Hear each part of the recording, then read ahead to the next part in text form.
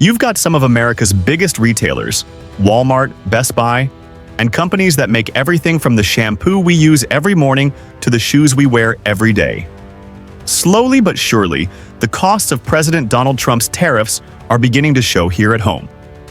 When President Trump expanded tariffs on more than 70 countries on August 1st, the mission was straightforward: bring jobs back to the U.S., gain leverage in trade talks, and pressure other nations into new agreements.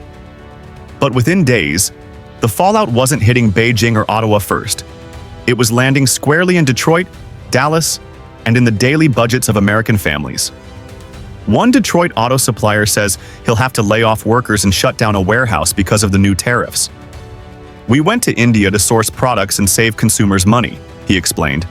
"Now India's facing tariffs too. Every direction we turn, there are new roadblocks. It's discouraging." Major U.S. companies are raising red flags. In the second quarter alone, General Motors reported $1.1 billion in tariff-related losses. Ford took an $800 million hit. Stanley Black & Decker, a cornerstone of American manufacturing, expects an $800 million loss for the year. Apple has already budgeted $1.1 billion for tariff costs this quarter alone. These aren't isolated numbers. They're part of a larger trend cutting across industries. Walmart and Best Buy have already begun passing higher costs onto shoppers. Even essentials like shampoo and shoes now carry quiet price hikes. Reuters has tracked direct price increases linked to tariffs. And even your morning coffee might not be safe. The U.S. imports about a third of its coffee from Brazil, now under new tariffs.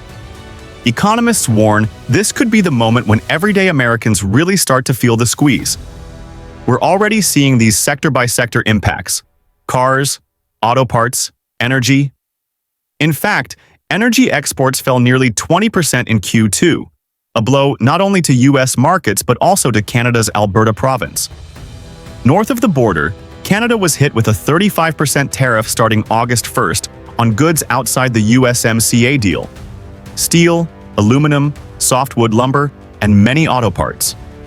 Statistics: Canada reported a 13% drop in total exports for Q2, with energy exports down almost 20%. Alberta felt the worst of it, but other provinces saw steep declines in auto parts and consumer goods. Instead of retaliating, Prime Minister Mark Carney took a different tack: not revenge, but repositioning. Canada is pivoting toward stronger trade with Mexico, its other North American partner, while both nations navigate an unpredictable relationship with Washington under Trump. This week, Canada's Finance Minister, François-Philippe Champagne, and Foreign Minister Anita Anand traveled to Mexico City to strengthen ties with President Claudia Sheinbaum. It's a calculated shift, especially after earlier tensions this year when some Canadian leaders suggested cutting Mexico from USMCA talks. With the 2026 USMCA review approaching and Trump preferring bilateral deals, Canada sees Mexico as a crucial ally. Notably, Trump gave Mexico a 90-day delay on new tariffs. Canada got no such break, which only heightened Ottawa's urgency. Right now, Mexico accounts for just 1% of Canadian exports. But the potential for growth is huge. Trump's style is blunt: raise tariffs, apply pressure, and bet on American endurance. But the blowback is measurable. In just 4 months, U.S. manufacturing has lost 30,000 to 40,000 jobs, according to labor data. Carney's approach is different, focusing on trade diversification, shielding key industries, and building long-term alliances instead of chasing quick wins. From coffee beans to car parts, Americans are now feeling the price of tariff politics. What began as a foreign policy tool is hitting corporate profits, household budgets, and job security. Trump's trade war targeted competitors, but the collateral damage is adding up here at home. Canada, meanwhile, isn't waiting for Washington's tone to change. It's building new partnerships quietly, but steadily. The deadline came fast. With hours to go, Canada still had no deal. That meant a 35% blanket tariff from the U.S. would hit on August 1st for goods outside the USMCA. Trump pitched it as a power play to punish Canada for dragging its feet. But one thing was missing. Canada's most strategic sector, oil, was left untouched. That's not a minor detail. Canada sends over 4 million barrels of oil a day to the US, most of it heavy crude refined in the Midwest. If Trump wanted to hit hardest, this wasn't it. This wasn't luck. Canada has been reshaping its export profile. Over 80% of its US-bound exports are USMCA protected, including oil, natural gas, key food products, and auto parts built in integrated supply chains. Even in copper, where Trump slapped a 50% tariff on semi-finished products like tubing, Canada mostly exports forms that are untouched. That's not a minor detail. Canada sends over 4 million barrels of oil a day to the US, most of it heavy crude refined in the Midwest. If Trump wanted to hit hardest, this wasn't it. This wasn't luck.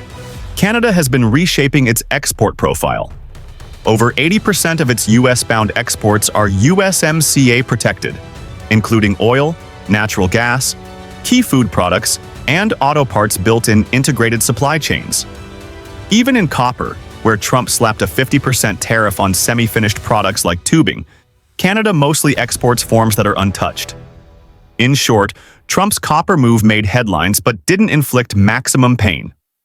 By aligning its trade flows with USMCA protections, Canada sidestepped the worst. When asked if Canada had any leverage in these talks, one expert was blunt. Not much. Even with the ideal prime minister, it's tough to negotiate with someone unpredictable. Then the drama shifted. Just hours before the deadline, Trump posted on Truth Social, linking trade negotiations to Canada's recognition of Palestinian statehood. Overnight, the focus turned from economics to geopolitics. It looked like the rules had changed mid-game. One day it's trade deficits, the next it's foreign policy. The message to Ottawa: there might be no clear yes no matter what Canada offers. That's why Carney didn't rush. As of August 1st, he made it clear talks would continue beyond Trump's deadline. Canada wasn't chasing a signature, it was looking for leverage. Unlike South Korea or the EU, Canada didn't cave to a template agreement. Experts noted Canada still holds a stronger position under existing USMCA terms. Rushing into a copy-paste deal could have meant long-term losses.